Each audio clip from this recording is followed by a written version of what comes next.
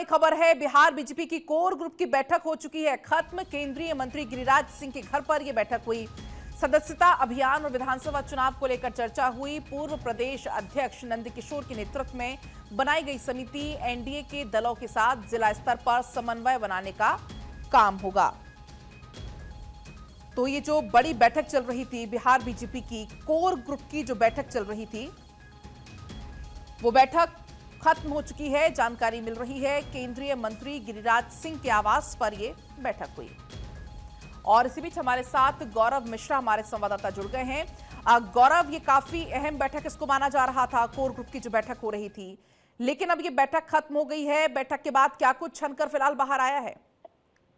देखिए, बिल्कुल अगर बात करें आज बिहार को लेकर के जो बड़ी बैठक है, खास करके वो केंद्रीय मंत्री गिरिराज सिंह के आवास पे चली। और ये बिहार कोर ग्रुप की जो बैठक थी, तकरीबन 1-1.5 घंटे पूरी बैठक चली। सुबह इसकी शुरुआत हुई और इसमें बीजेपी प्रदेश अध्यक्ष दिलीप जायसवाल थे, वो मौजूद थे। और इसके अलावा अगर हम बात करें पूर्व प्रदेश अध्यक्ष नंदकिशोर, मंगल पांडे, तमाम लोग इस बैठक के अंदर मौजूद थे। इसमें जो सबसे बड़ी रणनीति है, आने वाले दिनों में बिहार में जो चुनाव है उसको लेकर के एक रणनीति बनाई गई है। और इसके अलावा 14 जनवरी के बाद सभी जो एनडीए के जो दल हैं उनके साथ जिला स्तर पर एक समन्वय बनाया जाएगा, यानी कि आगे की किस तरीके से कार्य होने हैं उसको लेकर के समन्वय बनाई जाएगी सभी दलों के साथ मिलकर के जो एनडीए के साथ हैं। इसके अलावा मजबूती से चुनाव कैसे लड़ना है, इस पर एक बड़ी चर्चा की गई। और बिहार में जो उपचुनाव हुए जिन 4 सीटों पर, उसको लेकर के दिलीप जायसवाल ने कहा कि वहां से जो नतीजे हैं उत्साहित नतीजे आएंगे।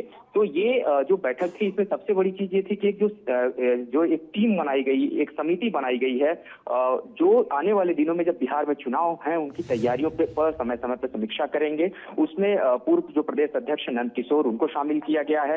मंगल पांडे स्वास्थ्य मंत्री सरकार में रहे, उनको शामिल किया गया है और वो समिति का हिस्सा है। यानी कि ये जो पूरी बैठक है, इसमें आने वाले दिनों में जो बिहार के चुनाव उनमें कैसे पार्टी जाएगी। और अभी आप देखिए, आज के दिन में अगर हम बिहार को देखें, पिछले कुछ सालों में धीरे धीरे बिहार जो है वो थोड़ा सा कमजोर बीजेपी के हाथ से निकलता गया। क्योंकि कुछ बड़े नेता, अगर मैं कहूं जैसे सुशील मोदी अब नहीं रहे, एक बड़े नेता के तौर पे देखे जाते थे। शहनवाज हुसैन की जो अगर हम राजनीतिक इस वक्त की हम छवि देखें, इसके अलावा अगर हम अश्विनी चौबे देखें, वो अब उनकी उम्र हो चुकी है। तो कई बड़े जो कद्दावर नेता थे, धीरे धीरे वो पार्टी से साइडलाइन होते हुए नजर आए। कुछ की उम्र हो चुकी है। तो ऐसे में एक नए तरीके से किस तरीके से काम करना है, अब उसमें सोर्सेज ये भी बता रहे हैं कि केंद्रीय मंत्री जो गिरिराज सिंह हैं, उनको इस बिहार चुनाव में बड़ी जिम्मेदारी भी पार्टी सौंप सकती है, ये सूत्रों का कहना है। और आज इस पूरी बैठक में उनके आवास पर जब ये बैठक हुई तो तमाम ऐसे महत्वपूर्ण विषयों को लेकर चर्चा की गई। कहां कहां ऐसा जहां पे पार्टी कमजोर है, उन क्षेत्रों में किस तरीके से काम करना है। और 14 जनवरी के साथ एनडीए के जो सहयोगी दल हैं उनके साथ बिहार में ही एक बैठक होगी। जो कार्यकर्ता रहेंगे वो सब उसमें एकत्रित होंगे और आगे की रणनीति जो है वो बनाई जाएगी।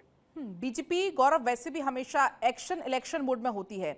हर एक मुद्दे पर बारीकी से चर्चा, चाहे बूथ स्तर पर कैसे पार्टी को मजबूत किया जाए, एक एक कार्यकर्ताओं से बातचीत, संवाद, और खासतौर पर जिला स्तर पर समन्वय बनाने पर भी कैसे काम होना है, वो भी इस पर चर्चा की गई होगी इस बैठक में।